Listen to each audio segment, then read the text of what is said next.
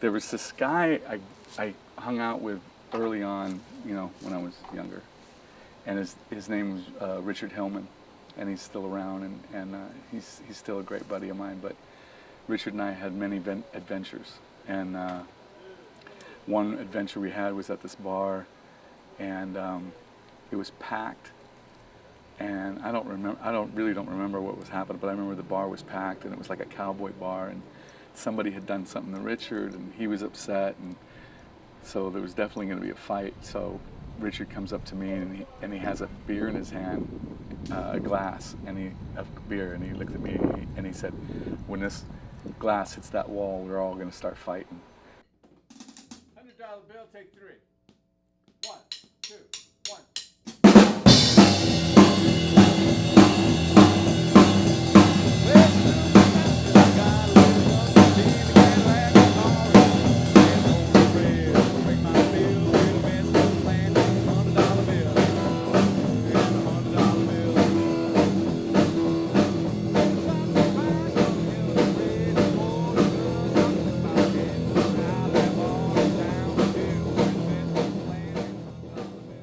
Basically, that's what the whole record is based on, dichotomy. You know, yin and yang, have and have not, black and white, love and hate, sin and salvation is also very heavy influences on both sides of that.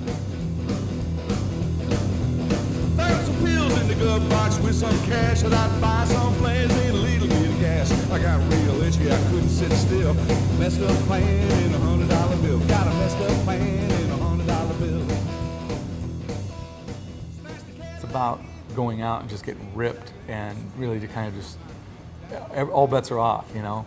You know, every once in a while you just want to go out and cut loose and just take off for the night and, you know, go crazy. And that's really kind of, it takes it, that song kind of represents that to the extreme, you know?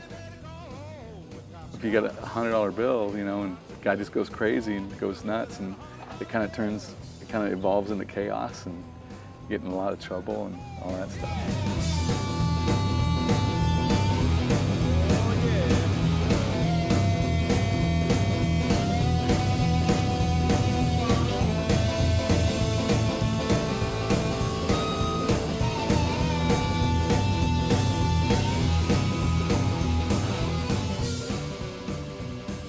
So I wanted to have a harmonica on it, and there's a guy in Phoenix that I play with quite a bit. I really like this guy a lot, and his name's Big Nick.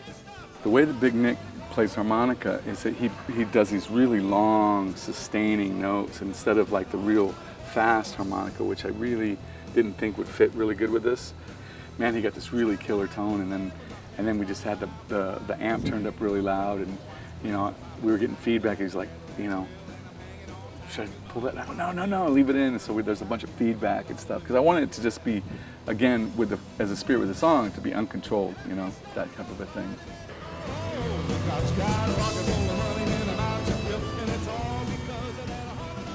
Last time I was down in Mississippi, I played the song for Red before, you know, it came out, and he was kind of listening to it, and you could tell he was like nodding his head and stuff, and you know, and he'd say, you know, I think he grunted or something like that. So it's like, okay, whatever. And he didn't seem like he was impressed, but it was like about, I don't know, about 30 minutes later, he came up to the table and he put a big jug of white liquid on the table and some glasses. And I thought, well, if he's breaking out the moonshine, he must like it, you know.